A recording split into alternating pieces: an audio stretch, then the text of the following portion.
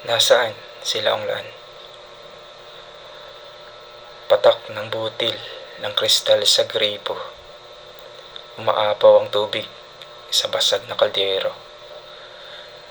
Nais nang kumawala ng labis na sebo. Naghahanap ng tamang kalalagyan ang anino. Sa musikang ito, ang malay ay napukaw. Dinilat ang mata at nakita ang ilaw. Ang huling alaala ay iyak at sigaw.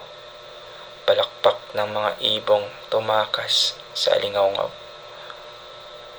Espanyol ang lingwahe na aking narinig. Sinlakas ng kidlat ang mga baril na naig. Hudyat ng tagumpay sa malayang daigdig. Parehong kristal ang pumatak sa mata, dulot ng pag-ibig. Nagising ako matapos ang 127. Ang kamalayan ay iisa, ngunit ang katawan ay nabago.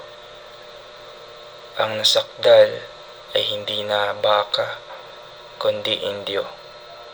Hindi na Kastila ang nanakop, kundi kapwa Pilipino. Ang sisi ay hindi nakaturo sa taong bukas. Ang kalaban ay hindi nakikita sa panlabas. Ang pumatay sa akin ay hindi baril, kundi lakas ng paghila sa gatilyong tunay na marahas. Nasaan sila unglan?